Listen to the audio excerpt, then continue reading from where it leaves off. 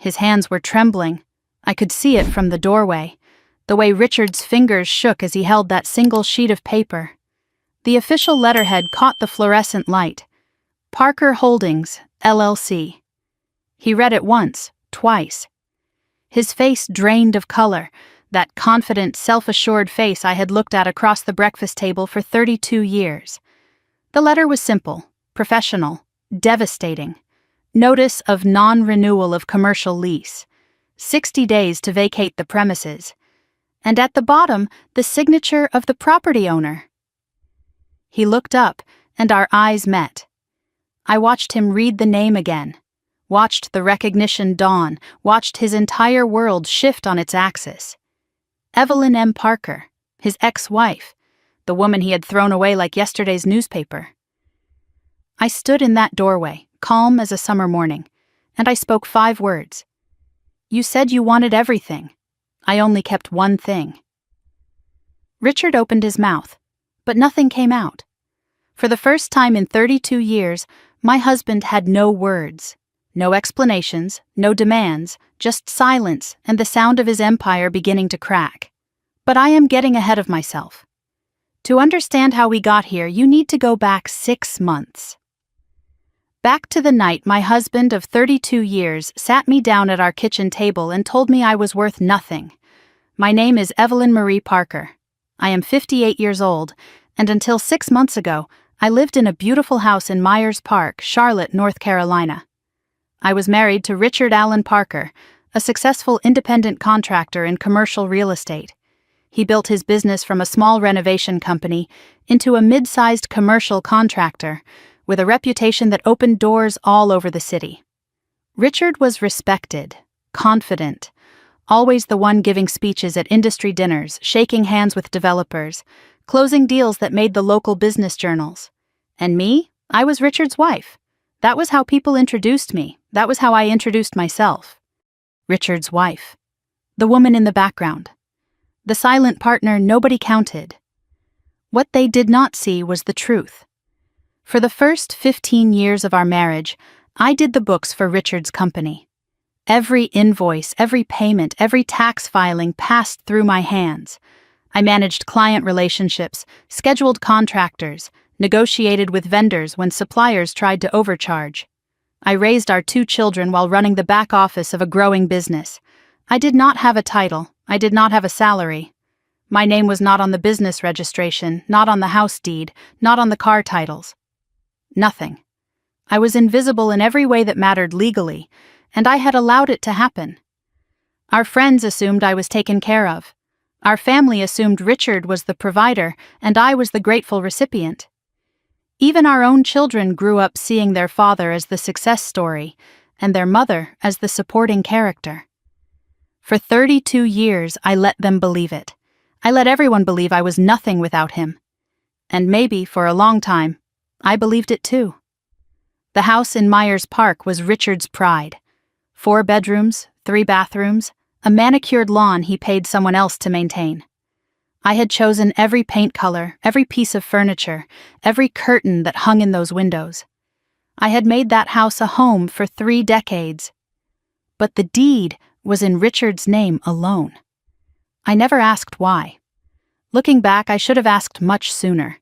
Our daily life had become a routine so familiar it was almost invisible.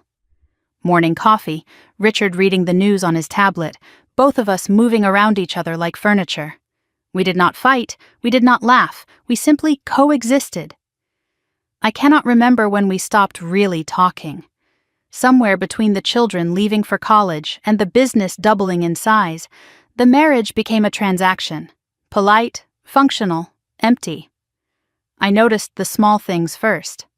Richard started coming home later than usual. Business meetings, he said. Necessary dinners. The explanations were reasonable, and I wanted to believe them. Then the cologne changed.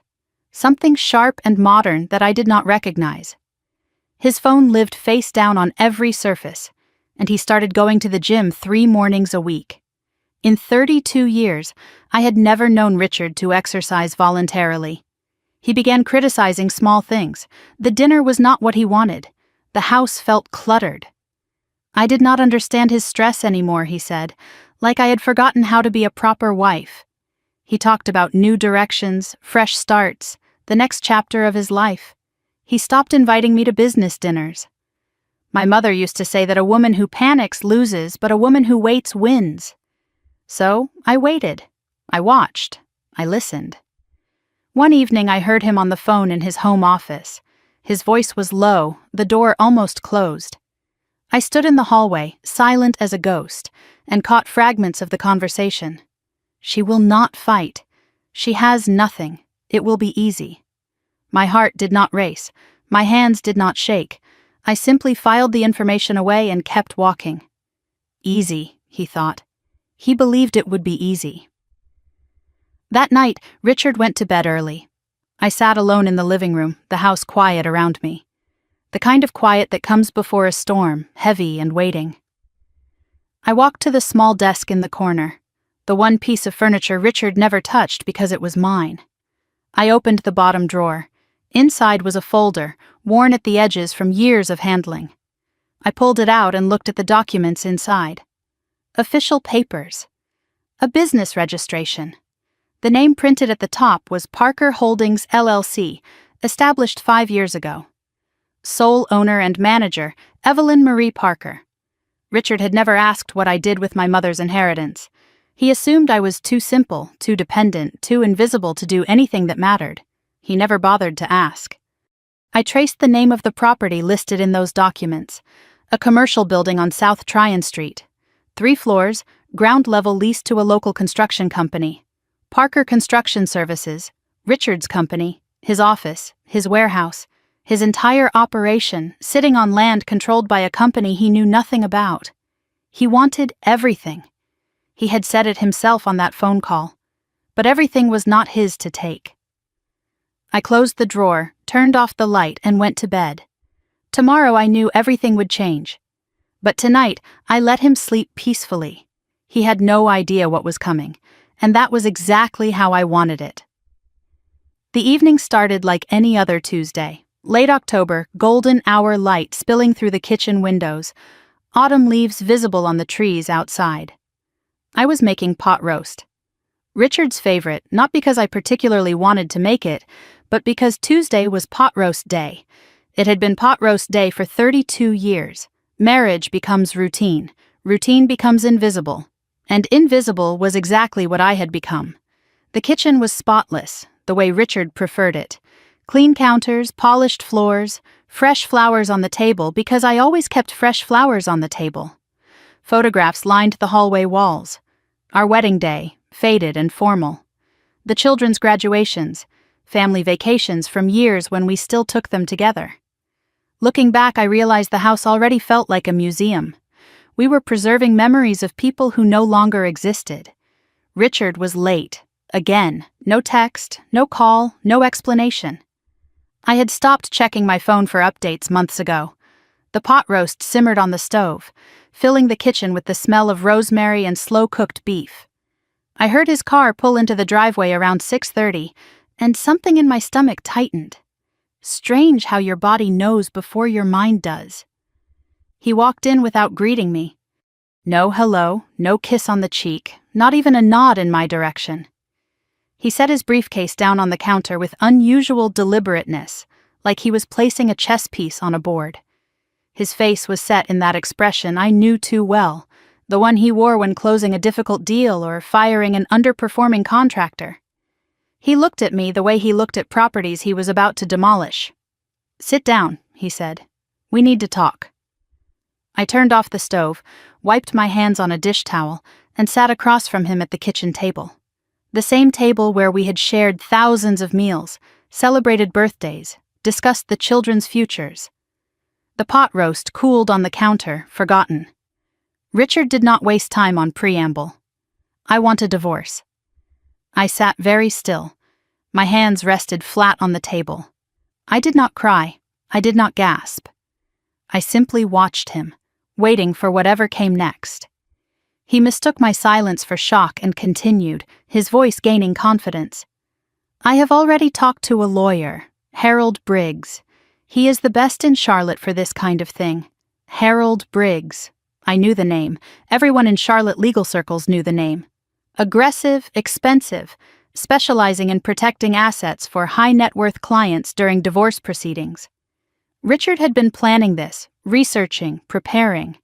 While I was making his dinners and scheduling his dentist appointments, he was building his exit strategy.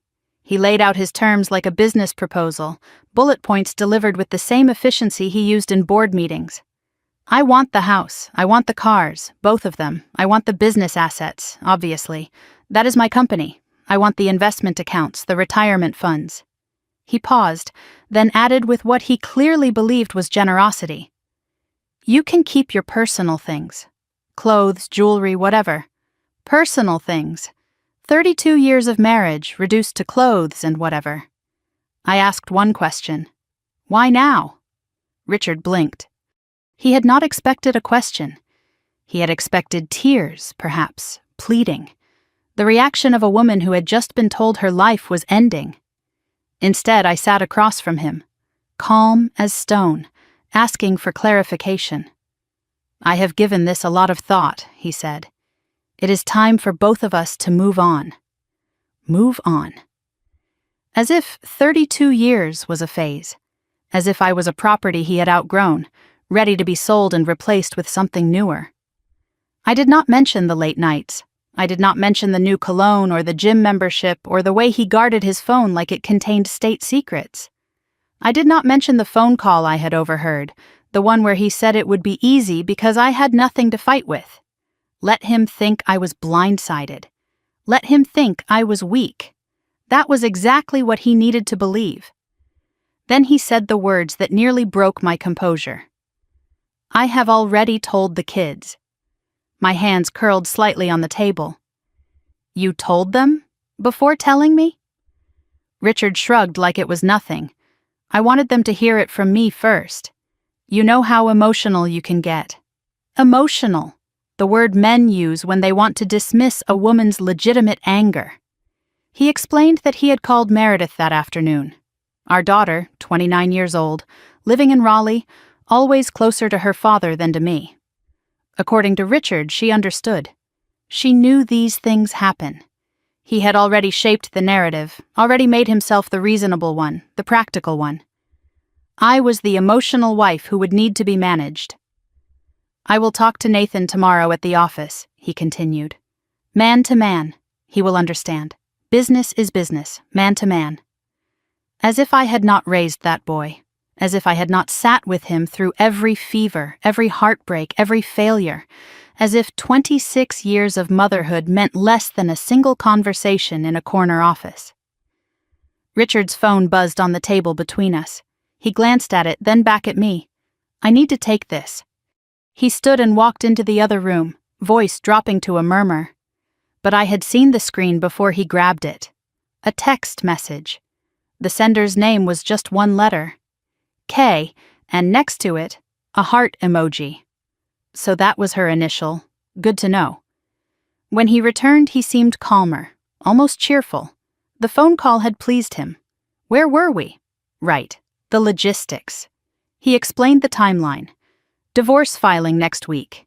He expected minimal contest. If you cooperate, this can be done in 90 days. He offered me a settlement of $20,000. Enough to get started somewhere, he said, like he was giving me a head start in a race. He would even give me 60 days to find a new place to live. How generous. Harold says if you fight this, it gets ugly, Richard added, leaning forward. Expensive.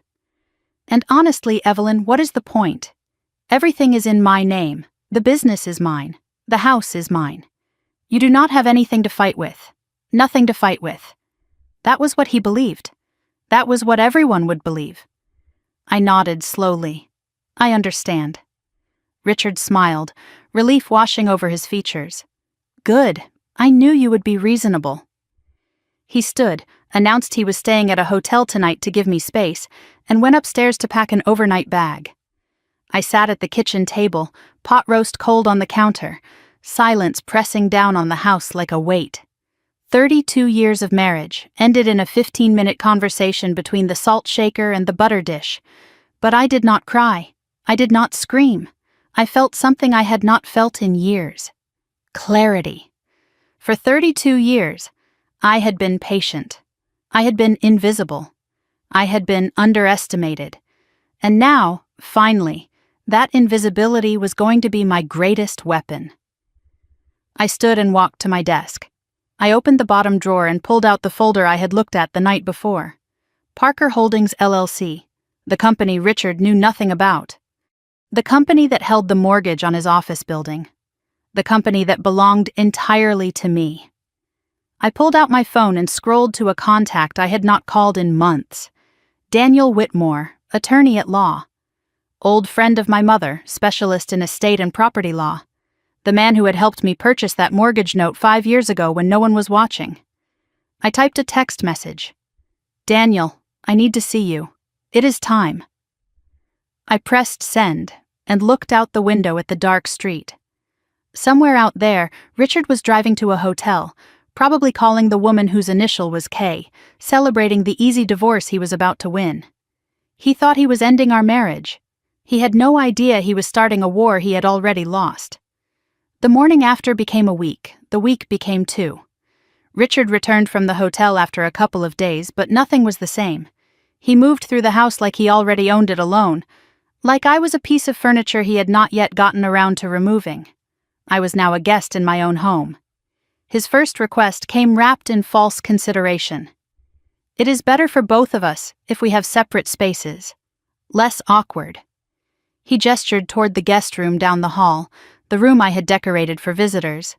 Pale blue walls, floral bedding, a small window overlooking the backyard. For 32 years, I had slept in the master bedroom.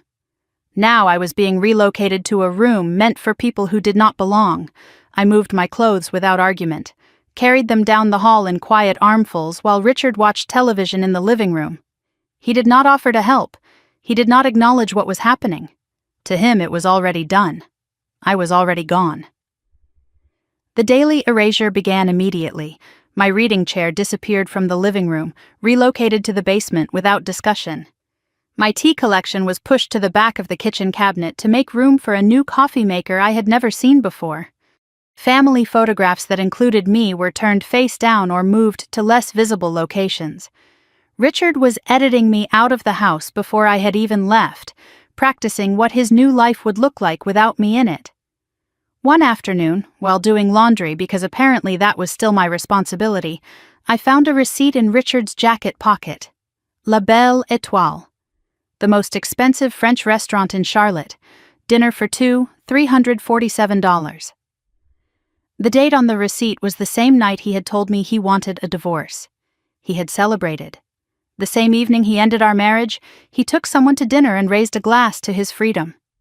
The pattern emerged quickly once I knew what to look for. Richard's late meetings increased to 4-5 nights a week.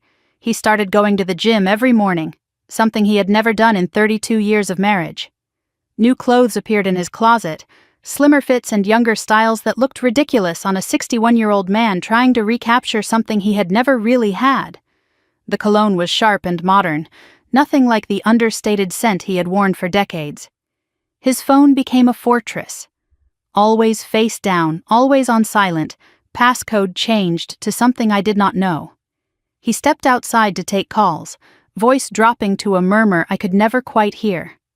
Once, standing in the kitchen, I heard him laugh. A genuine, delighted laugh, the kind I had not heard from him in over a decade. Whoever she was, she made him feel young again.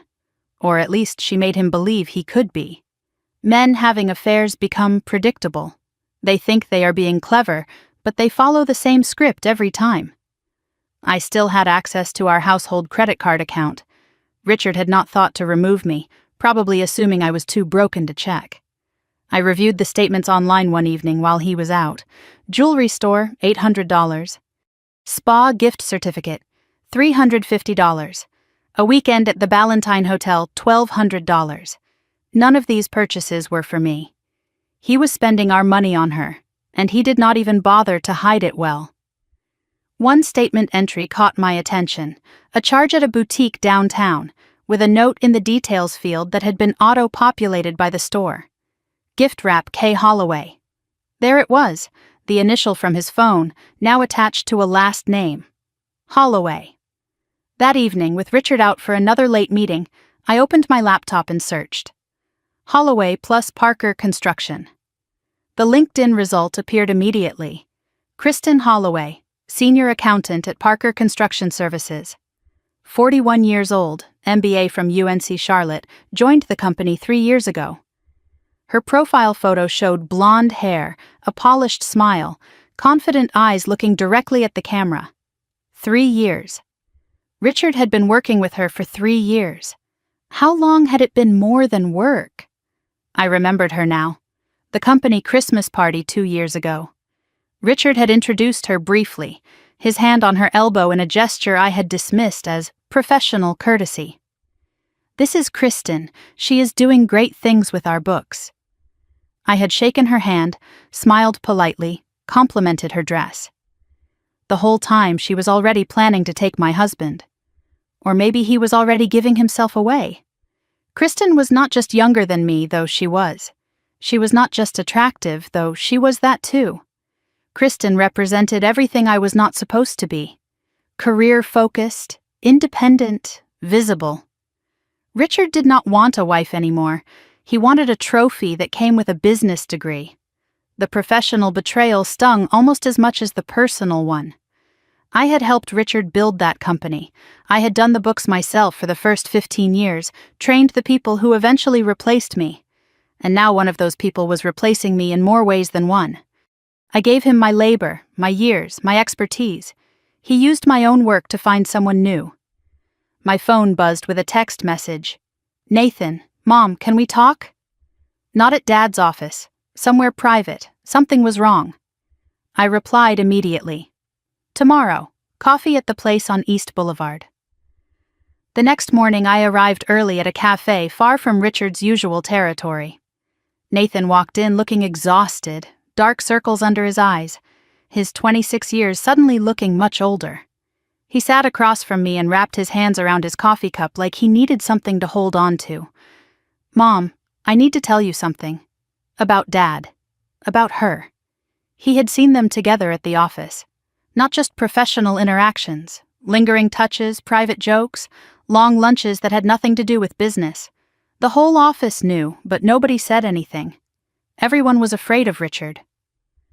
"I did not want to believe it," Nathan said, his voice cracking. "But I have seen them, Mom. Everyone has." His guilt was written across his face. He felt he had betrayed me by staying silent, caught between his job and his mother. "I should have told you sooner. I am sorry." I reached across the table and held his hand. "You have nothing to apologize for. You are not responsible for your father's choices." He looked at me with wet eyes. "Mom, there is more. Something about the finances. I have seen things on the books that do not add up." He could not say more without risking his job, but he wanted me to know. "If you need help, I am on your side. My son. My boy." In a family falling apart, at least one person had chosen me. That weekend, the Charlotte Chamber of Commerce held its annual dinner, an event Richard and I had attended together for 20 years. This year, he went alone. "Business only," he said. "No spouses." I did not argue. Sunday morning, scrolling through Facebook, I saw the photos. A friend's post from the event, a group shot with familiar faces, and in the background, slightly out of focus but unmistakable, Richard, standing close to a blonde woman in a red dress, his hand on her lower back, both of them smiling at something off camera. Kristen Holloway, looking like she already owned everything that used to be mine. I did not cry. I did not call anyone. I screenshot the photo and saved it to a folder on my laptop. Evidence. Every moment, every photo, every receipt. Richard was building his new life in public, and I was building my case in private. I opened a new document on my laptop. Title, timeline. First entry, date of divorce announcement, dinner at La Belle Étoile with Kay Holloway. Richard thought he was being discreet. He had no idea I was documenting every step. When the time came, I would know exactly how long he had been lying, and exactly how much it would cost him. Daniel Whitmore's office was nothing like Harold Briggs's downtown tower. No marble floors, no intimidating reception desk, No young associates in expensive suits rushing between conference rooms. Daniel worked out of a modest building on North Tryon Street, the kind of place that looked like it had been there for 50 years, because it had. Comfortable furniture, diplomas on wood-paneled walls, and the smell of old books and coffee. This was where my mother had come when she needed legal advice. This was where she had sent me when I needed to protect myself. Daniel greeted me at the door with a warm handshake.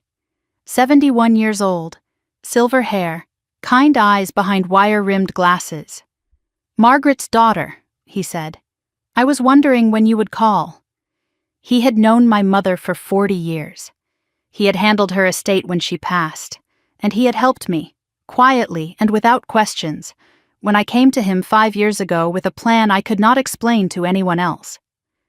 "Your mother always said you were the smart one," Daniel continued as he led me to his office. "She said you would know when the time was right." I sat across from him, the folder from my desk drawer in my hands. "Richard wants a divorce. He wants everything.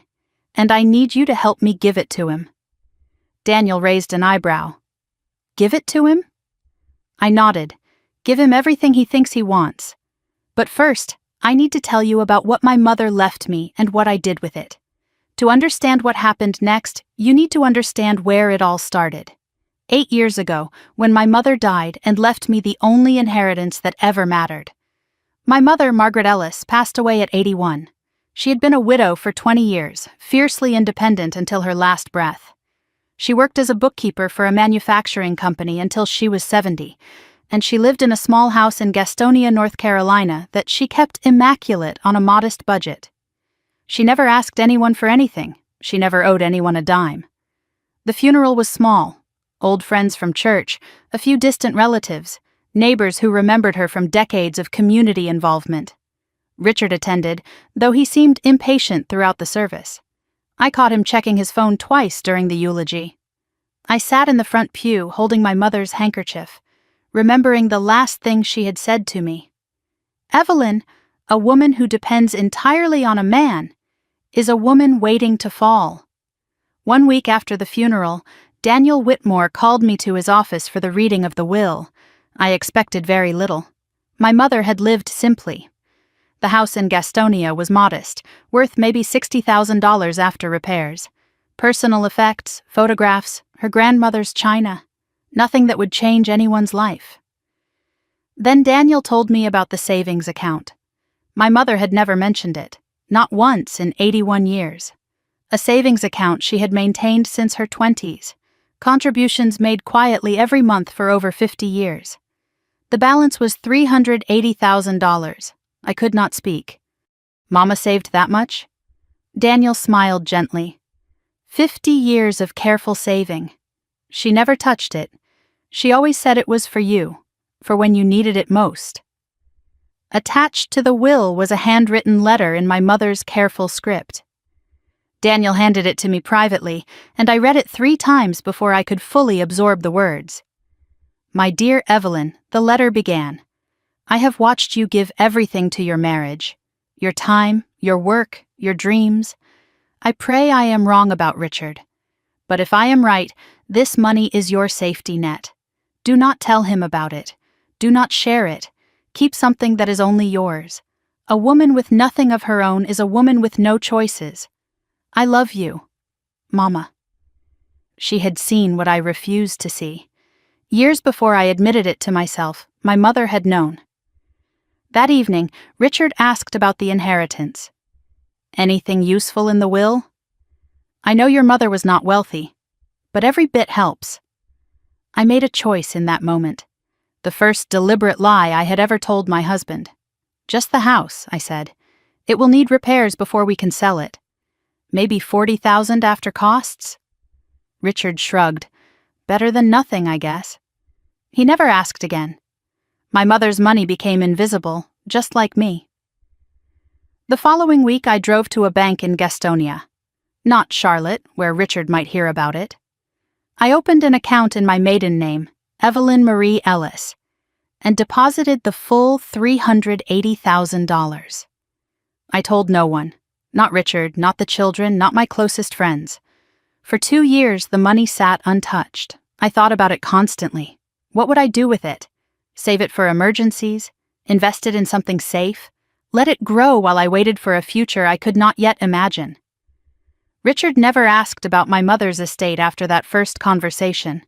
The house in Gastonia sold, and he assumed that was the end of it. He forgot about my mother's money the same way he forgot about my mother. And me. I started reading. Financial books, investment guides, real estate basics. I attended a free seminar on commercial property investment at the community college, sitting in the back row taking notes like a student half my age. I discovered something surprising. I understood numbers. I had done Richard's books for 15 years. I knew more about money than I had ever given myself credit for. He just never bothered to notice. 6 years ago, an idea began to take shape. What if I did not just save the money? What if I used it to build something of my own? Something Richard could never touch, never claim, never even know about. Mama told me to keep something for myself. I decided to keep more than money. I decided to keep power. 5 years ago, I filed paperwork for a limited liability company. Parker Holdings, LLC, registered in North Carolina, sole member and manager, Evelyn Marie Parker. The business address was a post office box in Gastonia, nowhere near Charlotte. Richard's name appeared nowhere in the documents. I used his name for the company as a small irony. Everything he thought was his would eventually answer to something called Parker, just not the Parker he expected. I spent months studying the Charlotte commercial real estate market. I learned about mortgage notes, property liens, distressed assets. And I discovered something interesting about a building on South Tryon Street. A mid-sized commercial property, 3 floors, owned by an elderly investor who had recently passed away. His estate was struggling to manage the property. The mortgage was still outstanding, held by a regional bank looking to recover their investment. And the ground floor? Leased to a construction company, Parker Construction Services, Richard's company. He had been a tenant there for 12 years. The building Richard worked in every day was vulnerable, and I had the money to do something about it. Through Daniel's guidance, I made an offer. Not to buy the building outright, but to purchase the mortgage note, $350,000, almost all of my inheritance. The bank accepted. What this meant was simple but powerful. I now held the debt on the building. If the building was ever sold, I would be paid first. More importantly, I had influence over the property. I reviewed Richard's lease agreement for the office space. A standard commercial lease renewed every 5 years. The clause that mattered was buried in the fine print. Upon change of ownership or mortgage holder, the lease may be subject to review and non-renewal at the discretion of the new controlling party. Richard had never read it. He signed his vulnerability without knowing. Back in Daniel's office, I finished explaining. He sat back in his chair, a slow smile spreading across his face. Margaret would be proud. Hell, I am proud. He reviewed the documents I had brought. The LLC paperwork, the mortgage note, the lease terms. His assessment was exactly what I needed to hear. Richard has no idea you own this. It is completely separate from your marital assets. Inheritance used for separate investment, courts will not touch it. The strategy was clear. Let Richard have everything he was asking for in the divorce. The house, the cars, the business assets. I would take a modest settlement and walk away. Richard would celebrate his victory. Then, 2 weeks later, Parker Holdings LLC would send a notice. Lease not renewed. As I left his office, Daniel called after me. Evelyn. One question. When Richard finds out, and he will, what do you want to happen? I turned to face him. I want him to know it was me. I want him to understand that the woman he threw away was the one holding the keys all along. Mama always said a woman who waits wins. I had waited 8 years. Now it was almost time to collect. The envelope arrived on a Tuesday morning, delivered by courier to the house while Richard was at work. Official legal letterhead, thick cream-colored paper, the kind that cost money just to look at. Return address, Briggs, Caldwell and Associates. Richard's attack dog had finally put his threats in writing. I signed for the delivery and sat at the kitchen table to read. The formal divorce petition had been filed in Mecklenburg County. Grounds, irreconcilable differences. Standard language, nothing surprising. But the attached demands were anything but standard. Full ownership of the marital residence at 1847 Rosewood Lane. Both vehicles, the Mercedes and the Lexus. All business assets and accounts related to Parker Construction Services. Investment accounts, retirement funds. Everything accumulated over 32 years of marriage. And the proposed settlement to me? The woman who had helped build every bit of it? $15,000? $15,000. 32 years of marriage valued at less than a used car. A personal letter from Harold Briggs was attached to the petition. The language was polite, the subtext threatening. We encourage you to accept this generous settlement without prolonged litigation. Mr. Parker's assets are well documented and protected. Any attempt to claim beyond the proposed amount will be met with vigorous defense. We trust you will make the reasonable choice. Generous, reasonable. Words men use when they want women to disappear quietly. I drove to Daniel's office that afternoon, the petition folder under my arm. He read through every page, his expression darkening with each demand. When he finished, he set the papers down and looked at me with concern. Harold Briggs. Of course Richard hired him. Daniel explained what we were facing. Harold would demand extensive financial discovery, subpoenaing bank records, business documents, tax returns from the past decade. He would try to establish that I had contributed nothing of financial value to the marriage, that Richard had built everything alone. Standard playbook for wealthy husbands trying to minimize what their wives could claim.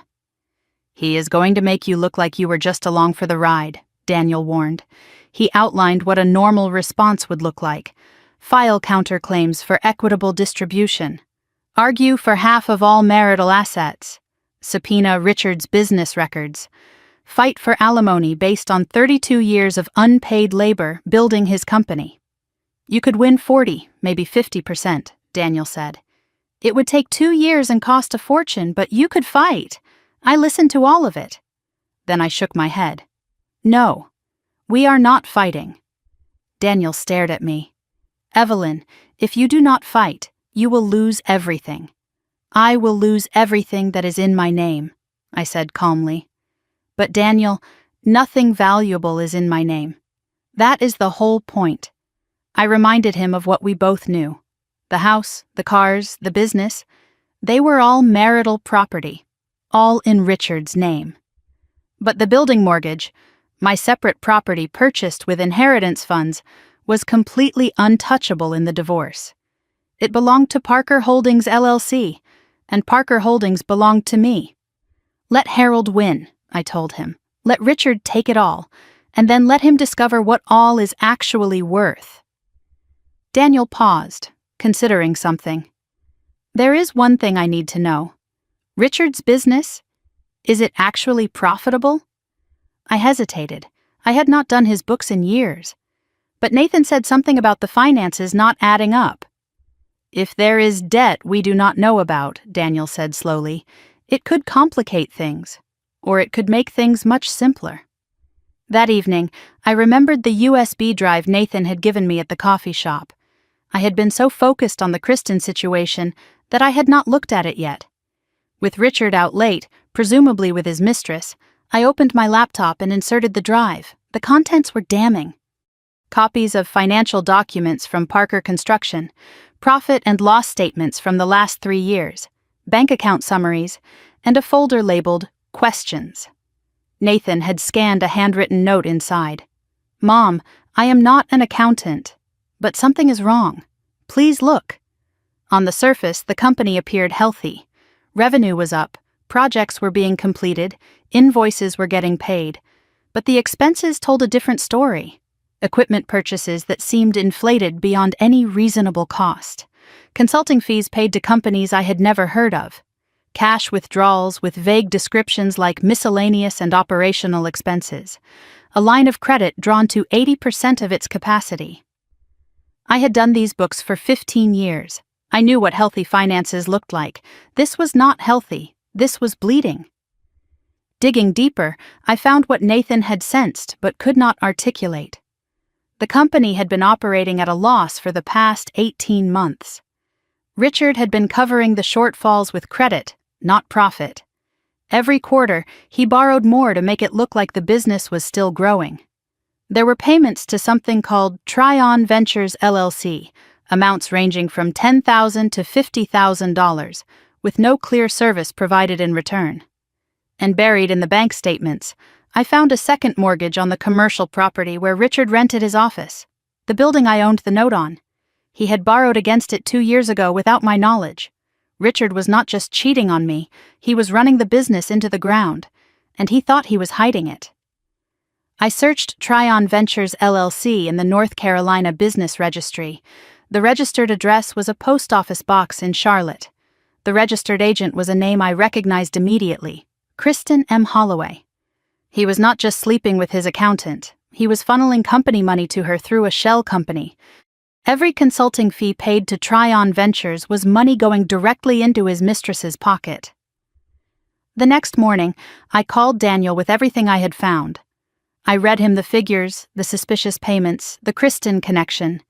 He let out a low whistle when I finished. "Evelyn, do you understand what this means?" The company was not an asset. It was a liability. If Richard took full ownership in the divorce, he took full responsibility for every debt, every defaulted loan, every dollar owed to creditors. The business accounts, the line of credit, the second mortgage on the building, they would all be his problem. Harold Briggs's aggressive petition was not a list of victories. It was a list of liabilities disguised as assets. "He is demanding everything because he thinks everything is worth something," Daniel said. "But he is actually demanding to inherit a sinking ship." Richard always said I did not understand business. He never realized I understood it better than he did. Daniel revised our strategy. Agree to everything Richard demanded, quickly, without negotiation. Do not request financial discovery. Let him think I knew nothing about the company's true condition. Take the minimal settlement and walk away clean. Let him discover the debt after the divorce was final. The less you fight, Daniel explained, the faster he signs. The faster he signs, the more he is trapped. That evening, I called Nathan. I needed him safe before everything collapsed. "Sweetheart, I need you to do something for me." I asked him to start looking for another job quietly, without telling Richard. "You have done enough. I do not want you caught in the middle when this falls apart." Nathan understood immediately. "How bad is it, Mom? Bad enough that I need you safe before anyone else finds out." He agreed to start searching. He had contacts at other construction firms, and his skills were valuable. His reputation was separate from his father's, at least for now. "Mom, are you going to be okay?" I smiled even though he could not see it. "I am going to be better than okay, I promise." After hanging up, I sat alone in the guest room. The house was quiet. Richard out with Kristen again, celebrating a victory he did not yet know was hollow. I looked at the USB drive in my hand, then at the folder from Daniel on my nightstand. Richard thought he was taking everything from me, but everything he wanted was rotten at the core. He just did not know it yet. I opened my laptop and started a new document. Title, Exit Strategy, Phase 2. In 6 weeks, the divorce would be final. In 8 weeks, Richard would lose his office. In 10 weeks, he would understand what it meant to have nothing. And I would be free. The phone rang on a Sunday afternoon, 3 weeks into the divorce process. I was in the guest room sorting through old photographs I had pulled from a box in the closet. Pictures of the children when they were small. Birthday parties, school plays, summer vacations. Memories from a life that felt like it belonged to someone else. When I saw Meredith's name on the screen, my heart lifted for just a moment. My daughter, finally calling. It took her 3 weeks to reach out to her mother. 3 weeks of silence while I moved into the guest room, watched my husband parade his mistress through my kitchen, and had my belongings inventoried by his lawyer. But she was calling now. That had to mean something. I answered with hope in my voice. "Meredith, I am so glad you called." Her tone stopped me cold. Careful, rehearsed. No warmth, no concern for how I was doing. Mom, I think we need to talk about what is happening. She sounded like she was reading from a script. I wondered who had written it. Richard's version of events came pouring out. According to my daughter, the marriage had been dead for years. I was emotionally distant, unsupportive. I had refused to change despite Richard trying everything to make it work. The divorce was sad but necessary for everyone's happiness. Dad said you two grew apart, Meredith explained, that it happens sometimes. He said you would understand if I stayed neutral. Neutral. The word children use when they have already chosen a side. Her voice shifted, growing harder. Mom, Dad told me you are not even fighting for the house, that you are just giving up. She paused. He said you must have known this was coming and did not care enough to try. The accusation hung between us. I was the problem. I had failed. Richard had already shaped the narrative, and Meredith had accepted it without question. Your father told you his version, I said carefully. That does not make it the truth. There was silence on the line. Then Meredith asked a question that nearly broke my resolve. Mom, is there something you are not telling me? For a moment I considered telling her everything. The affair, the money, the building, the plan I had been executing for 5 years. But I held back. Meredith was not ready to hear the truth. She was still living in her father's story, believing the version of reality he had constructed for her. When this is over, I said, we will talk, I promise. Meredith sighed. I hope you know what you are doing, Mom. So do I. After hanging up, I sat with the weight of that conversation for a long time. Meredith had always been Richard's daughter. From the time she was small, she craved his approval, his attention, his praise. I remembered her at dance recitals, scanning the audience for her father's face. Report cards brought to Dad first. The decision to attend Richard's alma mater for college. Every major choice filtered through the question of what would make him proud.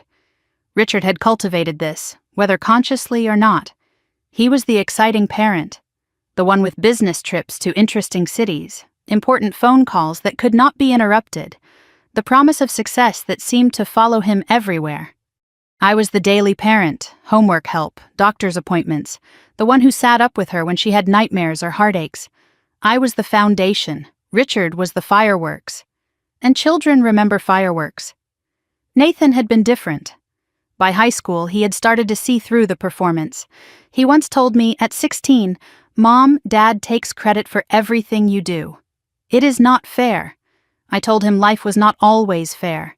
What I did not tell him was that I was keeping score. One daughter who believed the surface. One son who looked beneath it. I could not force Meredith to see the truth. But I could make sure Nathan was protected when everything fell apart.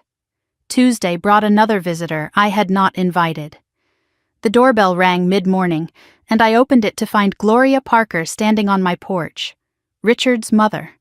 79 years old, silver hair perfectly styled, pearl earrings catching the autumn light.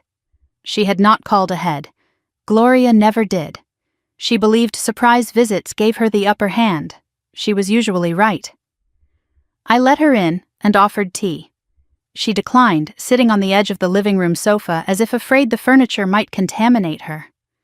Her eyes moved around the room with thinly veiled assessment, cataloging everything she saw. I see you are still here, she said. Richard mentioned you would be finding your own place soon. The divorce is not final yet. I have every right to be here. Gloria launched into what was clearly a prepared speech. Evelyn, I have known you for 32 years. I want what is best for everyone. Richard has worked so hard to build his success. It would be a shame if this divorce became messy. I hope you will do the right thing and let him keep what he has earned. The subtext was clear. Do not fight. Do not cause trouble. Disappear quietly and let Richard have everything. Then she leaned forward, her voice dropping to a conspiratorial tone. Between us, dear, I have always thought you aimed a bit above your station when you married Richard. Your mother was a lovely woman, but simple. Richard needed someone with more ambition, more drive. Perhaps this is for the best. You can find someone more suited to your level. She had insulted my mother, my dead mother, in my own home. I set down my teacup with deliberate calm. Gloria, thank you for your concern. I will consider your advice. I stood, a clear signal that this conversation was over. I am sure you have other places to be. Gloria blinked, surprised by the dismissal. She was not accustomed to being shown the door. I walked her to the entrance, my hand on the doorknob. Please give my regards to Richard. Tell him I will see him in court. She left flustered, which gave me more satisfaction than I should probably admit. At the threshold, she turned back with one final warning. Evelyn, I do not know what you think you are doing, but Richard always wins. Always. I watched her walk to her car, her heels clicking on the driveway. She had no idea that this time, Richard had already lost. 2 days later, I met Nathan at our usual cafe on East Boulevard. He arrived looking lighter than before, a spark of hope in his eyes that I had not seen in weeks. Mom, I got a call back. Henderson Construction in Raleigh, a mid-sized firm with a good reputation, growing steadily in the commercial market. They wanted him for a project management role. The salary was slightly less than what Richard paid, but there was room to grow, independence, a future separate from his father's crumbling empire. If they make an offer, I am taking it, Nathan said. I cannot stay with Dad anymore, not after what I have seen. He shared what he had observed at the office. Kristen was practically running things now. She attended meetings Richard used to handle alone, made decisions without consulting anyone, moved through the company like she already owned it. Employees whispered about the new management. The atmosphere had become tense, uncertain. Dad is checked out, Nathan said quietly.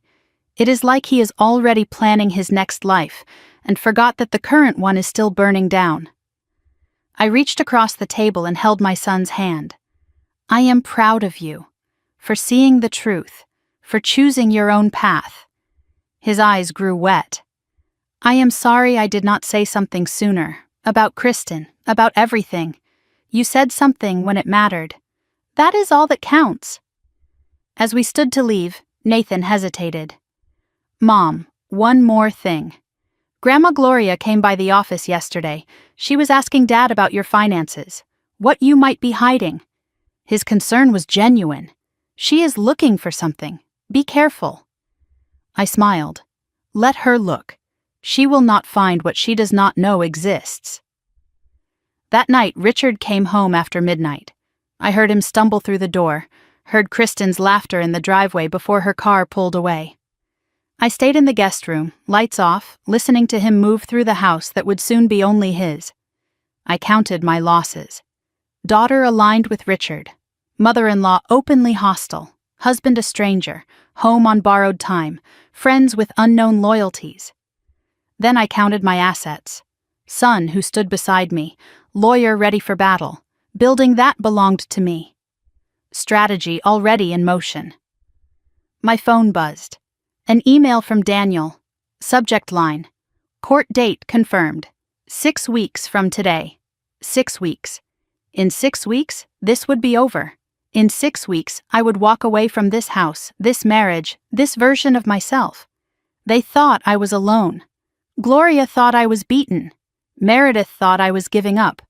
Richard thought I was irrelevant. But alone is not the same as weak, and quiet is not the same as defeated. I typed a reply to Daniel. I will be ready. The family I had built was crumbling around me. But I had stopped trying to hold it together. Instead, I was building something new.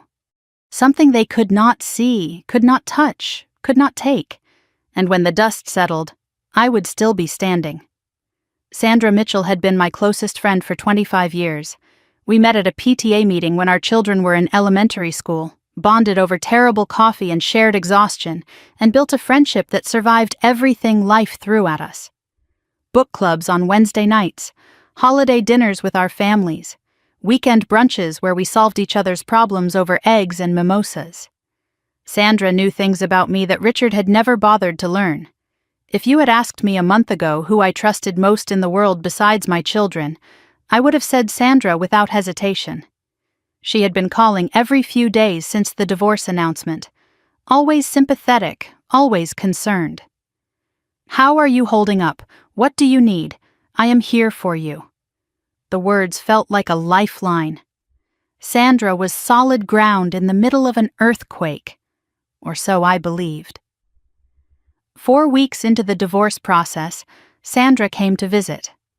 Richard was at work, or with Kristen. The distinction no longer mattered. She arrived with homemade cookies and a bottle of wine, the gesture so familiar it almost made me cry.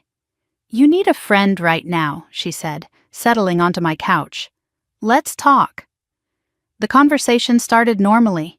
How was I feeling? What were my plans? Was I sleeping enough? The questions of a concerned friend checking on someone going through the worst experience of her life. Then the questions shifted. Do you have a lawyer yet? Who is it? What is Richard offering in the settlement? Do you have any savings of your own? Anything separate from the joint accounts? And then, delivered with careful casualness, what about that inheritance from your mother? Did you ever invest that? The questions came too fast, too specific. Sandra was not asking as a friend, she was asking as an investigator. I paused mid-conversation, something cold settled in my chest. I decided to test my suspicion. "Actually," I said carefully, "I have been thinking about fighting for half the business. Daniel thinks I have a strong case." Sandra's eyes widened slightly. Interest, not concern. "Really? That seems aggressive. What would you even do with a construction company?" Her tone was wrong. Discouraging, almost warning. A real friend would have said good for you or fight for what you deserve. Sandra was trying to talk me out of it. She reached for her phone, glanced at the screen, then put it away. "Sorry, just checking on the kids." But I had seen the screen. A text thread was open. The name at the top, Richard P. My best friend, 25 years, and she was reporting to my husband. The betrayal hit me like ice water. For a moment I could not breathe. Sandra, who had held my hand through my mother's funeral. Sandra, who knew about my fears, my dreams, my insecurities. Sandra, who had apparently been sharing all of it with the man trying to destroy me. But I did not flinch. I did not confront her. Instead, I recalibrated. "You know what? You are right," I said, letting my voice soften. "Fighting seems exhausting. I will probably just take whatever Richard offers and move on." Sandra relaxed visibly. "That is so mature of you, Evelyn. Richard will appreciate that. Richard will appreciate that." She said the quiet part out loud. As she prepared to leave, I asked one more question. "Sandra, can I ask you something? Have you seen Richard lately? At any events or anything?" Her pause was a fraction too long. "No, not really. You know how busy everyone is." She was lying. I could see it in the way she would not meet my eyes. But what was she hiding beyond the obvious? 3 days after Sandra's visit, I was scrolling through Facebook, a habit I had tried to break, but isolation makes you desperate for connection, even the artificial kind. A photograph appeared in my feed, posted by our mutual friend Catherine Wells. "Wonderful evening celebrating Sandra's birthday. Love these people." The group photo showed 12 women I had known for years. Sandra in the center, beaming, surrounded by friends raising glasses of champagne. Every woman from our regular circle was there. Women I had known for decades, hosted in my own home, called when I needed advice.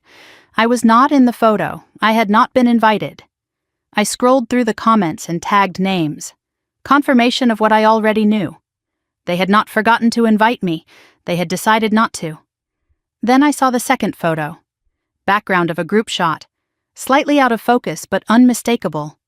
Richard, standing near the bar in his best suit, laughing at something. And beside him, hand on his arm, matching his smile. Kristen Holloway in a red dress that cost more than my monthly grocery budget. Sandra's birthday party. My husband and his mistress were there, and no one had told me. No one thought I deserved to know. I understood then what had happened. Richard had not just left the marriage, he had taken my friends with him. He was charming, successful, connected. I was the discarded wife, the inconvenient reminder of a life he wanted to forget. In every divorce, there are sides. I had naively believed our friends would stay neutral. I did not realize neutral meant choosing him. As I closed Facebook, a notification appeared. A private message from someone unexpected. Patricia Knowles, a woman from the outer edge of our social circle. Retired accountant, widowed 5 years ago, always kept to herself at gatherings. We had exchanged pleasantries over the years, but never had a real conversation. Her message was simple. Evelyn, I saw what happened at Sandra's party. I saw how Richard behaved. I saw the woman he was with. If you ever need someone to talk to, or someone to testify, I am here. Some of us have not forgotten who you really are. I stared at the message for a long time. Then I typed a reply. Can we meet? 2 days later, I sat across from Patricia in a quiet cafe in Dilworth, far from our usual neighborhood. She was 72, sharp-eyed, silver hair cut in a practical style. She looked like a woman who had survived things. I recognized the strength. Patricia explained what she had witnessed at Sandra's party. Richard arrived with Kristen openly, no pretense of discretion. Sandra greeted them warmly, introduced Kristen as Richard's partner like it was the most natural thing in the world. The other women whispered but said nothing. When Patricia asked about me, Sandra had smiled sympathetically and said I was going through a difficult time. They thought it was best not to invite me. Best not to invite you to watch your husband parade his mistress, Patricia said flatly, like they were protecting you by excluding you. She told me about her own history. Her late husband had been unfaithful. She discovered it after he died, going through his papers. Everyone had known except her. Years of pitying looks and careful silences, and she had been oblivious to all of it. I understand what it feels like to be the last to know, Patricia said. To be excluded and pitied while everyone else watches the show. She paused. I cannot change what they did, but I can stand with you. If you need a witness to Richard's behavior, I saw it. I will testify. Before leaving, she handed me a business card, the name of a forensic accountant she had worked with years ago. If Richard is hiding money, and men like him always are, this woman will find it. Patricia stood and gathered her coat. You are not alone, Evelyn, even when it feels like it. That evening I sat with my phone in my hand, Sandra's number on the screen. 25 years of friendship, thousands of conversations, decades of trust. All of it had been a lie, or at least it had become one. I typed a message. Sandra, I know. About the texts to Richard. About the party. About everything. Do not contact me again. I pressed send before I could reconsider. 3 dots appeared immediately. Sandra typing. Then they stopped. No response came. I went to Facebook. Unfriended Sandra Mitchell. Unfriended Catherine Wells. One by one, I removed the women who had chosen Richard's circus over my dignity. I was not angry. I was empty. And emptiness was easier to carry than betrayal. I opened my laptop and added new entries to my timeline document. Sandra Mitchell, confirmed informant for Richard. Birthday party Richard and Kristen attended publicly. Patricia Knowles, potential witness. Evidence, not emotion. My phone buzzed. A text from Daniel. Quick question. Did Richard ever mention anything about a property in Blowing Rock? Mountain cabin purchased 3 years ago? My heart stopped. A cabin? 3 years ago? I knew nothing about this. I typed my reply. No. Tell me more. Every time I thought I knew the full extent of Richard's secrets, another door opened. A cabin I had never heard of, money I had never seen, a life he had been building without me for longer than I wanted to admit. But every secret he had hidden was another thread I could pull, and I intended to pull them all. The apartment was smaller than my closet in the old house.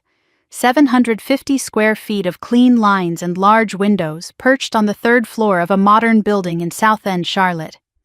I stood in the doorway on my first morning there, coffee cup in hand, watching the city skyline catch the November light. It was the most beautiful place I had ever lived.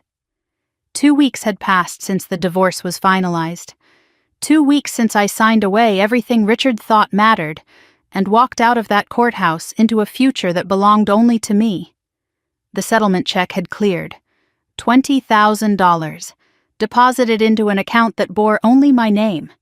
It was not much by most standards, but it was enough. First month's rent, security deposit, basic furniture that did not carry 32 years of memories in its fabric. The apartment had a living room with a small kitchen attached, one bedroom for sleeping, and a tiny second room I was turning into an office. The balcony was just big enough for a single chair and a potted plant. I did not need more. 32 years of accumulation had taught me that more things meant more weight. I wanted to travel light now. I had brought only what mattered. My mother's recipe box, worn at the edges from decades of use. Her pearl earrings, still in the velvet case she had kept them in. Photographs of the children. But none of the wedding, none of Richard.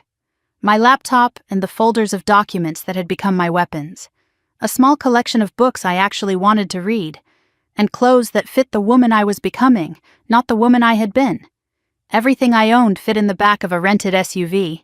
It felt like liberation, not loss. That first morning I woke at 6. Old habits. But instead of making breakfast for someone else, I made coffee for myself. I sat by the window in my small living room and watched the city wake up. No one to cook for, no schedule to keep, no performance required. For the first time in 32 years, I had no one to take care of but myself. The silence was not lonely. It was peaceful. I looked at my phone calendar. Today's date was circled in red. Letter sent, Parker Holdings. Daniel had mailed the non-renewal notice yesterday. By now it would be sitting in the mailbox at 4500 South Tryon Street. Richard was about to have a very bad day, and he did not even know it yet. While I was settling into my new life, Richard was celebrating his victory. Nathan had shared updates before leaving the company, and the picture he painted was almost too perfect to believe. Kristen had moved into the house within a week of the divorce being finalized. She redecorated immediately, erasing every trace of my presence room by room. New furniture, new colors, new energy. According to Nathan, she threw out everything that reminded her of me. She wanted a fresh start. My fresh start cost $20,000. Hers apparently cost my entire life. Richard was spending money like he had won the lottery. Dinner parties with the friends who had chosen his side. Social media posts about new beginnings and living his best life. Golf weekends, expensive bottles of wine, weeknight dinners at La Belle Étoile with Kristen on his arm. He believed he had everything. He did not realize he had inherited bankruptcy. But behind the celebration, the cracks were already forming. Nathan had reported what he saw before leaving. 2 major clients had delayed projects, citing concerns about the company's stability. A supplier had put Parker Construction on credit hold, demanding cash payment for future orders. The line of credit was now 93% maxed out. Payroll had been late by 2 days the previous week, the first time that had ever happened. When Nathan asked about it, Richard dismissed his concerns. Temporary cash flow issues, nothing to worry about, but everything was worth worrying about. The sinking ship was taking on water, and the captain was too busy celebrating to notice. Kristen had become more than Richard's mistress. She was now attending every meeting, making decisions that used to be Richard's alone. Employees whispered about favoritism and corners being cut. The office culture had shifted, becoming tense and uncertain. Nathan described it as watching a building with a cracked foundation. Everyone could see it was unstable, but no one wanted to say it out loud. Nathan's last day at Parker Construction had been 3 days before I moved into my apartment. He gave 2 weeks' notice, professional and clean, no drama. Richard took it personally. "You are abandoning me," Richard had said. "After everything I built for you." Nathan's response was simple and devastating. "You built it for yourself, Dad. I am building my own life now." He came to see me the evening after his last day. The first visitor to my new home. He brought flowers, yellow roses, my favorite. The apartment was still half empty, boxes stacked against walls. But Nathan looked around and smiled. "The place looks good, Mom. It looks like you." "It is small," I said. "It is free. That is what matters." We talked about Richard, carefully, without cruelty. Nathan was sad, not angry. He kept thinking about who his father used to be, or who he thought his father was. "Maybe he was always like this," Nathan said, "and I just did not see it. People do not change overnight," I told him gently. "They just stop hiding." Before he left, Nathan handed me a folded piece of paper. His resignation letter. He had kept a copy. "Dad is going to blame someone when it all falls apart," he said. "I want documentation that it was not me. My son had learned from me. Documentation, evidence, protection." That same morning, the mail arrived at Parker Construction's office. Among the bills and advertisements was one official envelope. Return address, Parker Holdings, LLC. Richard's secretary placed it on his desk, unopened. He probably would not open it until afternoon. He always saved the boring mail for later. This time, boring was going to ruin his week. Richard finally opened the envelope around 4:30 that afternoon. I know this because Daniel's assistant was monitoring the property management phone line, waiting for the call that was certain to come. The letter was simple. 1-page, formal letterhead. Non-renewal of commercial lease, 4500 South Tryon Street. Dear tenant, please be advised that your current lease agreement will not be renewed upon expiration. You are required to vacate the premises within 60 days of lease expiration, as per the terms of your agreement. Signed, Property Management, Parker Holdings, LLC. Richard's first reaction was confusion. There must be some mistake. He called the number on the letterhead, and a professional voice answered. "Parker Holdings, Property Management." "How may I help you?" he demanded to speak to the owner. The response was polite but immovable. "I am sorry, sir. The owner is not available for calls.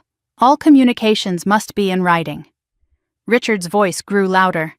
"I have been a tenant in that building for 12 years. You cannot just non-renew without explanation." "The terms of non-renewal are at the owner's discretion," the voice explained. "You have 60 days from lease expiration. Is there anything else I can help you with?" Richard hung up, furious.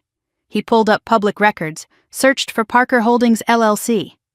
The North Carolina Secretary of State database showed the registered agent as Whitmore Legal Services. The name meant nothing to him at first. Then it started to seem familiar. Whitmore. Where had he heard that name? He could not find the owner's name. LLCs in North Carolina did not require public disclosure of members. The company was a locked box, and he did not have the key. Richard called Harold Briggs. "I need you to find out who owns Parker Holdings, LLC. They are trying to kick me out of my office." Harold agreed to investigate, but his parting comment carried a note of unease. "Parker Holdings. Interesting name. Almost like someone is making a point." Richard did not catch the implication. Not yet. That evening, Daniel called me with an update. The letter was delivered and signed for. Richard received it personally. He called the property management line and got nowhere, just as we planned. Harold Briggs is now investigating. He will find the LLC but not the owner, at least not easily. "He is going to try to negotiate," Daniel continued. "He is going to try to find the owner. He is going to try everything. And when he finds out it is me, then he will understand what he actually lost." After hanging up, I made myself dinner. Simple pasta, a glass of wine, music playing softly from my phone. I ate at my small table by the window, city lights beginning to twinkle in the darkness below. Richard was panicking right now. I could picture it. The rage, the phone calls, the denial. And here I was eating pasta and listening to jazz. The contrast was almost too perfect. My phone buzzed. A text from an unknown number. "Mrs. Parker, this is Harold Briggs. We need to talk about a property matter. Please call me at your earliest convenience." I smiled and set the phone down. I did not respond. Harold wanted answers. He would not get them. Not yet. Not until Richard was standing at my door, realizing that the woman he had discarded was the one holding the keys to his entire business. The first domino had fallen. Now I would watch the rest follow. One by one, everything Richard had built on lies and arrogance would collapse. And I would be here, in my quiet apartment, finally at peace. Finally free. Finally in control. 10 days passed after Richard received the non-renewal letter. 10 days of watching him scramble through second-hand reports and careful observation. Daniel kept me informed of Harold Briggs's investigation. Nathan, though no longer at the company, still heard things through former colleagues who trusted him more than they trusted his father. And I waited, patient as I had always been, knowing the revelation was coming. Richard had tried everything. He called the property management number daily, receiving the same polite refusal each time. He sent certified letters demanding a meeting with the owner, but they were returned unopened. Harold filed formal requests for owner information, but the LLC privacy protections held firm. He even tracked down the previous building owner's estate, hoping someone there would know who had purchased the mortgage note. They knew nothing. Every door Richard tried was locked. Every wall he hit was me. Harold Briggs was thorough, expensive, but thorough. He traced Parker Holdings LLC through multiple layers, following the paper trail with the dogged persistence that made him worth $400 an hour. Registered agent, Whitmore Legal Services. Formation date, 5 years ago. Business address, a post office box in Gastonia. But North Carolina LLCs did not require public disclosure of members. The company was a fortress, and Harold could not find the gate. Then he found it. The connection came through property records. The building's mortgage note had been purchased 5 years ago by Parker Holdings LLC. The funds had been traced back to a bank account in Gastonia, and the account holder, listed on the original wire transfer, was a name Harold finally recognized. Evelyn Marie Ellis. My maiden name. The name I had used to open the account after my mother died. The name that connected me to an inheritance Richard had dismissed as insignificant 8 years ago. Daniel called me on a Friday afternoon, 3.5 weeks after the divorce was finalized. Harold just informed Richard. He knows. My heart did not race. My hands did not shake. I had been waiting for this moment for 5 years. What did he say? Daniel paused. Apparently he did not believe it at first. He told Harold it was impossible, that you did not have any money, that you could not have done something like this. I smiled. Of course he did not believe it. The phone call came an hour later. Richard's name on my screen. I let it ring 3 times before answering. Hello, Richard. My voice was calm, pleasant even, not cold, not angry, just neutral. The voice of a woman who had nothing left to prove. His voice was hoarse, stripped of the confidence I had heard for 32 years. You own the building, yes, 1 word, no explanation, no apology, no gloating, just confirmation of what he had finally discovered. How? When? Why did you not? He could not finish a sentence. The questions tumbled over each other, none of them fully formed. I purchased the mortgage note 5 years ago with my mother's inheritance, I said patiently. You never asked about my mother's money after the estate was settled. You assumed it was insignificant. You lied to me. I told you the house in Gastonia sold for $40,000. That was true. I never said that was all there was. Silence on the line. I could hear him breathing, trying to process what I was telling him. 5 years. I had owned the foundation of his business for 5 years. Every month he paid rent, he had been paying me. Every decision he made in that office, he made on property I controlled. And he never knew, never suspected, never asked. Richard shifted tactics. Desperation replaced anger in his voice. Evelyn, we can work something out. I will pay more rent. I will sign a longer lease. Name your terms. The decision has been made, Richard. The lease will not be renewed. You cannot do this. This is my business, my life's work. I know. You told me that often enough. You just never considered that your life's work was standing on my foundation. His voice cracked. "Evelyn, please, after 32 years. I interrupted him. Something I had never done during our marriage.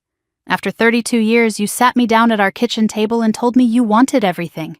You got exactly what you asked for, Richard. Everything you thought you wanted." I let the words settle. "You have 50 days. I suggest you start looking for a new location." I hung up before he could respond. The silence in my apartment was profound. I set the phone down on the table and looked out the window at the Charlotte skyline. Somewhere across the city, Richard was staring at his phone, listening to the dial tone, trying to understand what had just happened. For the first time in his life, Richard Parker had no idea what to do. Daniel called that evening to check on me. "How do you feel?" I thought about it for a moment. I feel free. Like I have been holding my breath for 5 years, and I finally exhaled. He laughed softly. "That is the best revenge. Not anger. Peace." Richard sat at his desk that afternoon, phone still in hand, the reality of his situation slowly sinking in. 50 days. How do you move an entire construction operation in 50 days? The equipment alone would take weeks to relocate. Finding new commercial space in Charlotte's tight market could take months of searching, negotiations, deposits. He pulled up his finances on the computer. The numbers told a story he had been refusing to read. Line of credit at 93% capacity. Savings depleted by divorce celebrations and Kristen's redecorating projects. 2 major clients threatening to cancel. The company was not struggling, it was hemorrhaging. He could not afford to move. He could not afford to stay. He could not afford anything. Kristen arrived at the office around 5. She had been at the spa, a new weekly ritual since moving into the house. New dress, new jewelry, nails freshly done, all of it paid for with money Richard was rapidly running out of.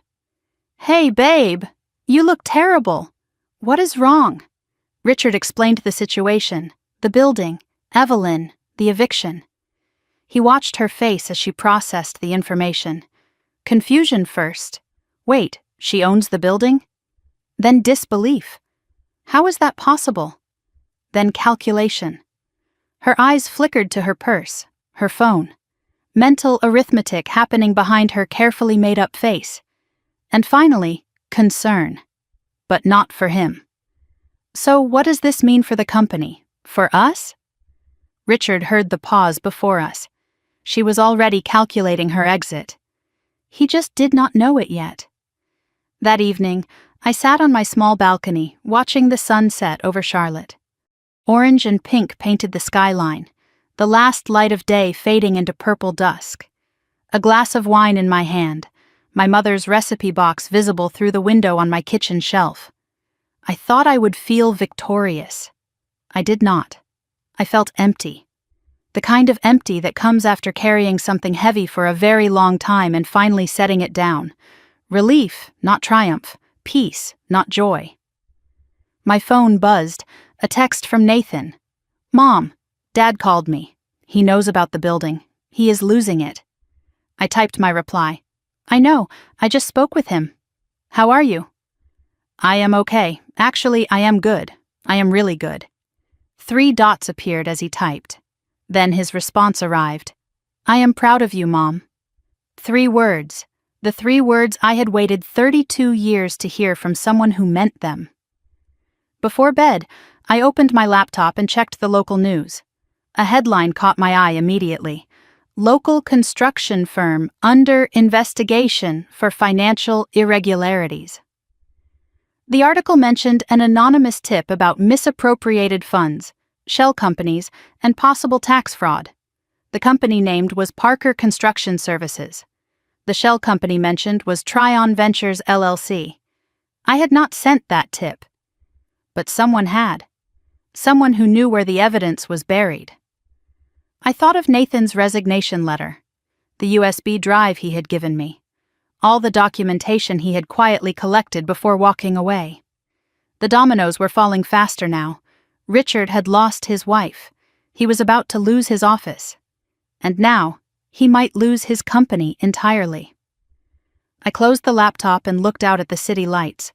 The woman Richard had thrown away like garbage was sitting in her quiet apartment, watching everything he valued burn. Not with joy, not with triumph, just with the deep, settled peace of someone who had finally, after 32 years, won. 2 weeks after Richard learned the truth about the building, his world was falling apart faster than anyone had predicted. I heard the updates through Daniel, through Nathan, through the silence that said everything words could not. I had planned for the building. I had not planned for everything else. But when one pillar falls, the others follow. The anonymous tip had triggered a formal investigation. State investigators were now examining Parker Construction's finances with the kind of attention Richard had spent years avoiding. Tryon Ventures LLC was a primary focus. The shell company, the payments that had no corresponding services, the cabin in Blowing Rock purchased with company funds. Kristen's name was attached to documents she could not explain away. They were not just looking at tax issues anymore. They were looking at fraud, misappropriation of company funds. If the investigation went federal, Richard was facing serious charges.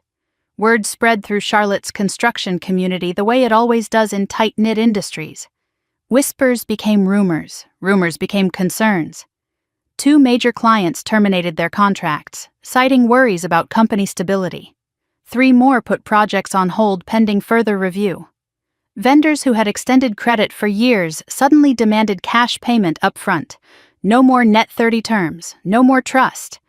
Richard had spent 30 years building a reputation. It took 2 weeks to destroy it. The biggest blow came on a Tuesday morning. Richard's bank called about the mortgage on the house at Rosewood Lane.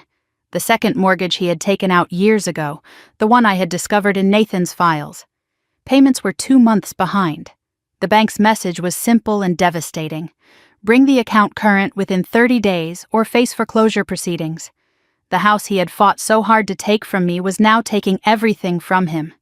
Kristen's departure happened 3 weeks after Richard learned about the building. I was not there to witness it, but Nathan heard about it from a neighbor who saw the whole thing unfold. 11 o'clock at night, Kristen loading suitcases into her car. Richard in the driveway in his bathrobe, pleading with her not to leave. "After everything I gave up for you," he said. "After everything I lost." Her response was brutal in its honesty. "You did not give up anything for me, Richard. You gave up everything for yourself. I was just convenient." She drove away that night. Some said Atlanta. Others heard she had family in Florida. She did not look back. What she left behind was the cabin in Blowing Rock, still registered to Tryon Ventures LLC, still in her name. Evidence she could not escape no matter how far she ran. She had come for the money and the lifestyle. When both disappeared, so did she. I almost felt sorry for Richard. Almost. The house on Rosewood Lane was empty now. Richard alone in 4 bedrooms, surrounded by furniture Kristen had chosen to erase my presence. The house I had decorated and maintained for 20 years, redecorated by his mistress, now belonging to neither of us. Just Richard and the debt and the silence. He had wanted everything. Now everything was exactly what he had, and nothing more. The doorbell rang on a Saturday afternoon, late November. I was reading by the window in my small apartment, afternoon light soft and golden on the pages. I was not expecting anyone. Nathan had texted earlier that he was settling into his new job in Raleigh. Daniel had no meetings scheduled. I looked through the peephole and saw Richard. I barely recognized him. The confident businessman who had sat across from me at our kitchen table 2 months ago was gone. In his place stood a man who looked 10 years older. Wrinkled shirt, stubble on his jaw, dark circles carved deep under his eyes. His shoulders slumped like he was carrying something too heavy to bear. This was the man I had loved for 32 years. This was the man who had thrown me away like garbage, and now he was at my door, looking like garbage himself. I opened the door but did not step aside. I stood in the doorway, blocking entry. "Evelyn, please, we need to talk." "There is nothing left to talk about, Richard. Please, just 5 minutes. I am begging you." I had never heard Richard beg for anything in 32 years of marriage. Against my better judgment, I stepped aside. 5 minutes. He entered and looked around the small apartment. I watched him take it in. The modest furniture, the tiny kitchen, the single window with its view of the city. I could read his thoughts. This is what she gave up everything for? He did not understand. He never would. Evelyn, I need you to reconsider. The building, the lease. I know I do not deserve it, but you are right. You do not deserve it. His desperation deepened. I will lose everything. The company, the house, all of it. Is that what you want? I looked at him. Really looked. This man I had shared a bed with, raised children with, built a life with. This man who had discarded me without a second thought. What I want, Richard, is what I have always wanted. To be seen, to be valued, to be treated like I mattered. I paused, letting the words settle between us. You had 32 years to give me that. You chose not to. So I gave it to myself. His eyes grew wet. Not quite tears, but close. I made mistakes. I know that now. But this is destroying me. You said you wanted everything except our son. I gave you exactly what you asked for. You just did not realize that everything included the consequences. I walked to the door and opened it. Goodbye, Richard. I hope you find what you are looking for. But you will not find it here. He stood slowly, walked past me, stopped at the threshold. One last question, asked in a voice I had never heard from him before, small, broken. Do you hate me? I considered the question, searched myself for the answer. No, I do not hate you. I just do not love you anymore. And honestly, Richard, that is worse for you. I closed the door. In the days that followed, the dominoes continued to fall. Gloria Parker had gone silent. No more phone calls, no more lectures about dignity and doing the right thing. Nathan reported that she was too embarrassed to show her face at church. Everyone in their social circle knew what had happened. The divorce, the mistress, the business collapse, the eviction. Gloria's perfect son was a public failure. She had told me Richard always wins. I wondered if she still believed that. Sandra Mitchell tried calling 3 times that week. I saw her name on the screen each time and let it ring through to voicemail. She left one message. Evelyn, please, I am so sorry. I did not know how bad things were with Richard. I thought I was helping. Please call me back. I deleted it without responding. Some bridges do not get rebuilt. Some betrayals do not get forgiven. Sandra had made her choice. Now she had to live with it. Richard listed the house on Rosewood Lane for sale. The for sale sign went up in the front yard, the yard I had planted and maintained and loved for 20 years. The asking price was far below what we had paid. Daniel's assessment was grim. He is underwater. Second mortgage plus the original. He will be lucky to break even. The house Richard had fought so hard to keep was now the anchor dragging him under. There was poetry in that, bitter and true. That evening, a text arrived from an unexpected source. Meredith, Mom. I need to talk to you. Can I come visit this weekend? Please. I stared at the message for a long time.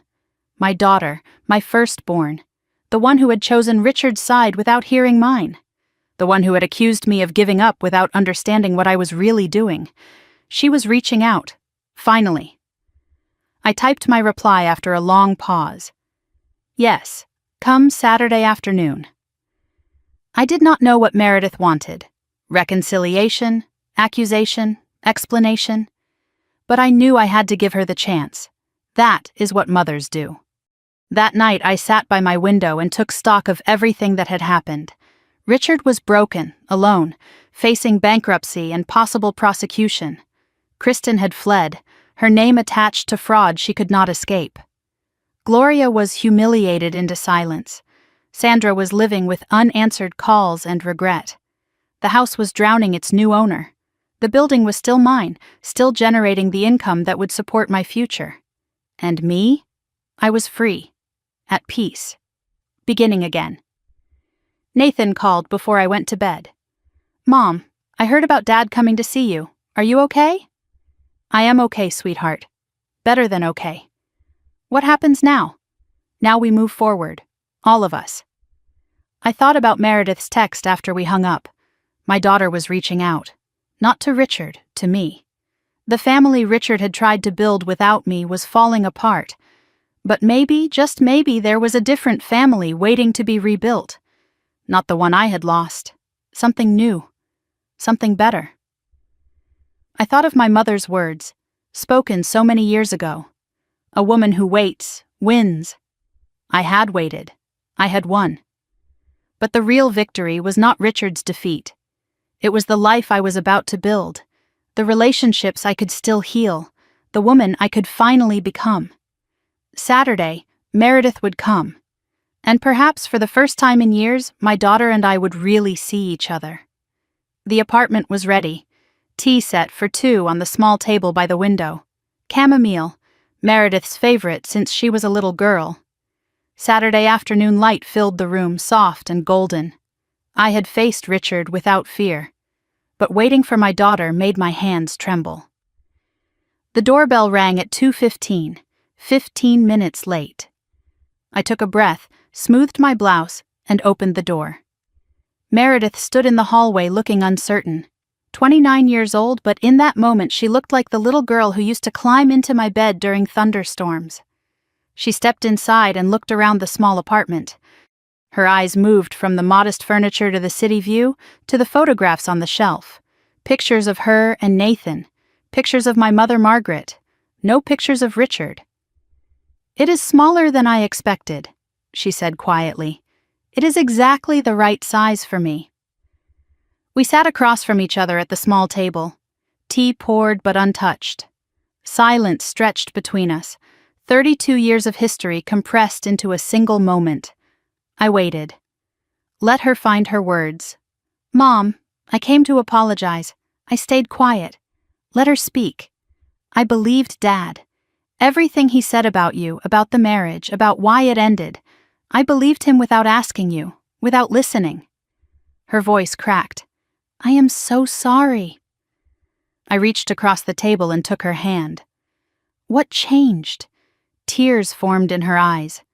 I saw who he really is, what he did to you, to the company, to everyone. Grandma Gloria will not even take my calls now because she is too humiliated. And Dad. She paused, struggling with the words. Dad called me last week asking for money, his own daughter. He did not ask how I was doing. He did not ask about my life or my job or anything, just money. Richard had finally shown Meredith what I had seen for years, not through my words, through his actions. Some lessons cannot be taught, they have to be witnessed. I could have said I told you so. I could have listed every grievance, every sacrifice, every silent wound I had carried for decades. Instead, I chose differently. You do not need to apologize for believing your father. He is your father. You were supposed to trust him. Meredith asked to know everything. The truth, finally. So I told her. The years of being invisible. The affair with Kristen. The inheritance from my mother, kept secret for 8 years. The building, purchased 5 years ago with money Richard never knew existed. The plan, executed with patience most people cannot imagine. I told it without bitterness, without gloating.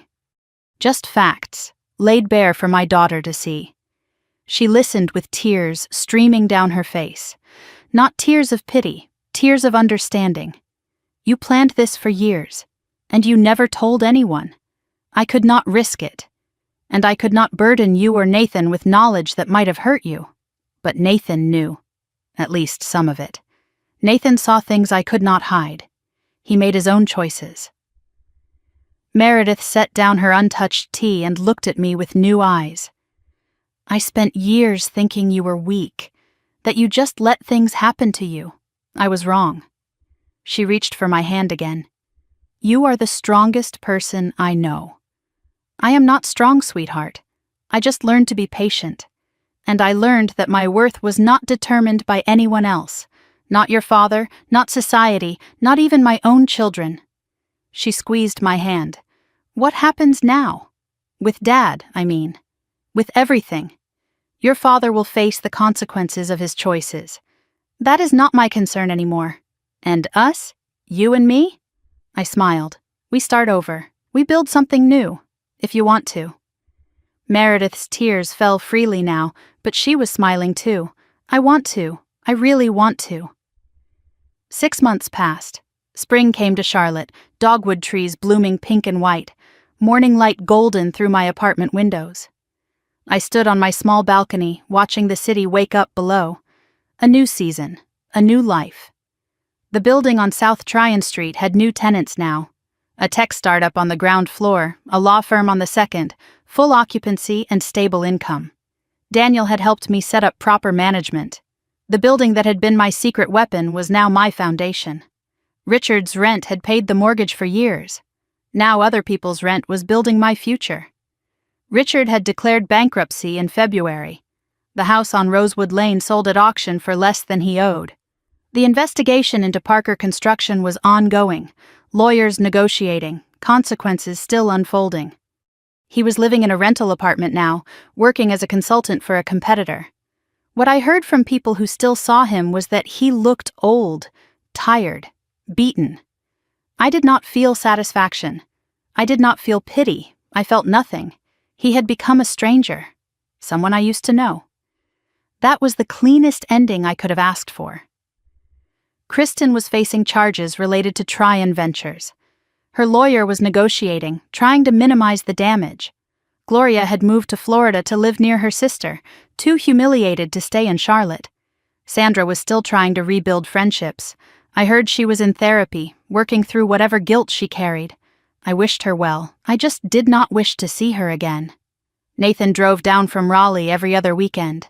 Meredith called twice a week and visited monthly. The three of us had dinner together at my small apartment. Pasta, wine, conversation, laughter. We were not the family we used to be. We were something better. Something built on truth instead of pretense. I had started doing informal consulting. Women going through divorces, helping them understand finances, property, their options. Not legal advice. Just experience. Just wisdom, Daniel referred them. Patricia referred them. Word spread quietly through networks I never knew existed. One afternoon, a woman named Margaret came to see me. 54 years old, married 30 years, husband just asked for divorce. She sat across from me in my small living room, hands shaking, eyes red from crying. I do not know what to do. I do not have anything of my own. He controlled everything. My heart recognized her immediately. This was who I had been years ago. Lost, invisible, afraid. I made her tea and sat beside her. The first thing you need to understand is that you are not starting from nothing. You are starting from experience, from strength you do not even know you have yet. She looked up at me. How did you survive it? One day at a time. One decision at a time, and by remembering that my worth was never determined by him. It never was. Did it get better? I smiled. It got so much better, not easier at first, but better. As Margaret stood to leave, she paused at the door. My mother's name was Evelyn, too. She always said the same thing you just told me, that a woman's worth is not determined by a man, the wisdom passes on. Mother to daughter, woman to woman, generation to generation. Your mother was a smart woman, I said. So are you. That evening I sat by my window watching the sunset, orange and pink painting the Charlotte skyline, the last light of day fading into purple dusk. A glass of wine in my hand, my mother's recipe box on the shelf nearby. Earlier that day, I had found something while organizing old papers. A letter I had written to myself years ago, never sent. Written the night I discovered Richard's first lie, 5 years before the divorce. The letter read, Evelyn, if you are reading this, you made it. You survived. Whatever happened, you are still standing. Remember who you are. Remember what Mama said. And never, ever, let anyone make you feel small again. I had forgotten about this letter. But somewhere inside, I had always known it would come to this. I looked at the photograph of my mother on the shelf. Margaret, smiling, strong, independent until her last breath. "Thank you, Mama," I whispered. "For the money, for the wisdom, for believing in me when I forgot to believe in myself." I raised my glass to her photograph. I had spent 32 years being someone's wife, someone's mother, someone's invisible partner. Now I was just Evelyn. And that was enough. That was everything. The sun disappeared behind the buildings. Stars began to appear one by one. I smiled. Not the polite smile I had worn for decades, a real smile. My husband took everything in the divorce, the house, the cars, the business, everything he thought mattered. But he forgot to ask about the one thing I had kept for myself, and that one thing gave me back my whole life. Some people wait for justice. Some people wait for karma. I waited for neither. I simply waited until I was ready. And when I was ready, I took back what was always mine. My freedom, my dignity, and my future. Richard thought the story ended when the divorce papers were signed. He was wrong. That was when my story finally began. If you made it to the end of my story, thank you. Thank you for listening. Thank you for believing that a woman who was told she had nothing could still win everything that mattered. Now I want to hear from you. Have you ever been underestimated? Have you ever had to wait for your moment? Tell me in the comments. I read every single one. And if this story moved you, hit that subscribe button. There are more stories like mine waiting to be told. Stories of women who refused to stay invisible, who played the long game, who got the last word. Click on the next video on your screen. I promise you will not be disappointed. See you in the next story. This story is fictionalized for dramatic effect.